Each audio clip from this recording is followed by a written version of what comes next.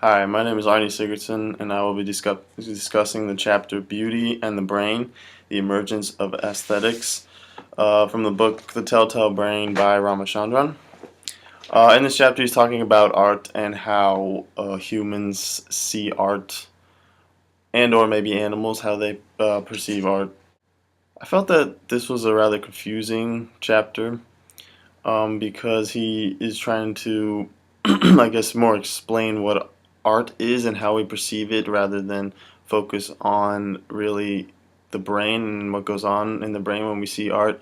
He does, of course, mention that, but a lot of his arguments are about how different people see art differently and how they interpret it differently. Um, he mentions the sculptures that in India that he prayed to and he only saw as religious to himself, and others maybe saw it as art, and some didn't see it at all as art, like the English when they came to India, mainly because it was just out of proportion and just didn't represent realistic things. But um, I mean, I guess couldn't it be both art and religious? I guess it. He doesn't see it as art because he prays to it and is something that is part of his, I guess, spiritual experience. But I mean, probably later on in life now he does see it as art since they're artifacts from long ago and they are artistic certainly. And moreover, like, can art be something each individual evaluates, to or just thinks of as art through just their own experience, rather than just like something set in our brain? I feel like that's what he's trying to tell us, that it's something that's just set in our brain, and rather we just have reached that level of bringing that out of our brain that oh wow, I see this as art. This is clicking the jolt of, oh wow, I see what this is. Rather than that, just that it's from our own experience where we grew up in culture and stuff. Just what we see as art. Like in India, he would see the Indian art, like he would call that art rather than what he sees in the Western world. He maybe doesn't find as attractive. Um, so like what people find beautiful and what they find as art is just different between what they grew up around and what they experienced. And so this moves on towards the point where he claims that everyone does like artists like Henry Moore. They do like them inside, but they don't know about it, and they will, I guess, later on in life will start to appreciate it.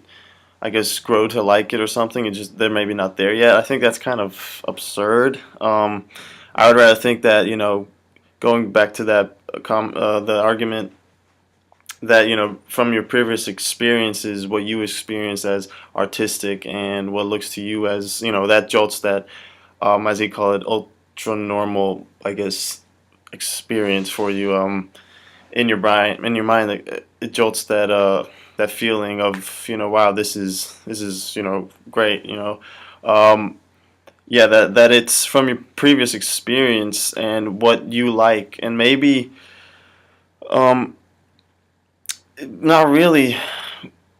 Maybe they don't like you because it's not something they have grown to feel like is art, and gets that feeling in them, that jolts that feeling that would normally be jolt in them when they see something that they find really amazing. And not to say that they can't grow to like some artist or their work.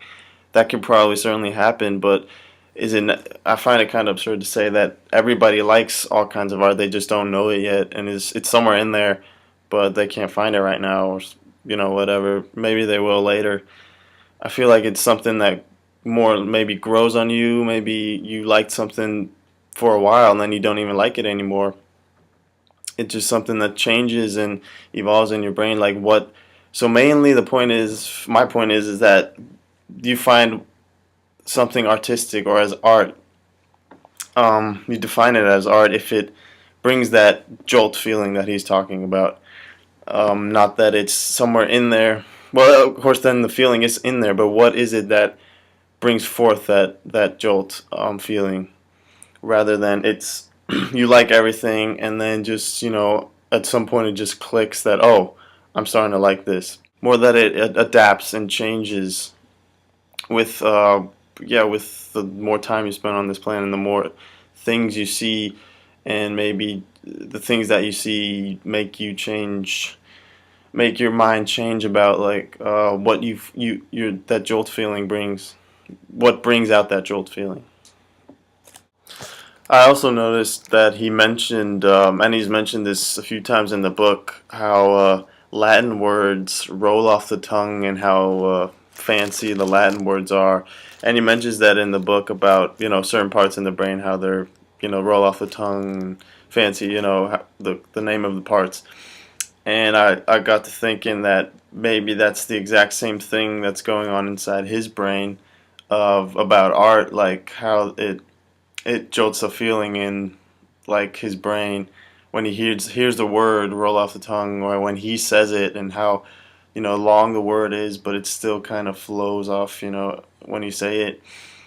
So maybe this is not completely restricted just to art and visual, what you see. Maybe it's also just hearing it through audio and saying it, or maybe just even just thinking, imagining. So maybe it's not just restricted to visual interpretation and what you see and define as art.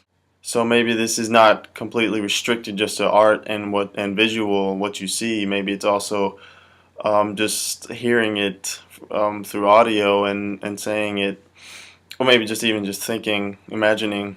So maybe it's not just restricted to visual interpretation and what you see and define as art.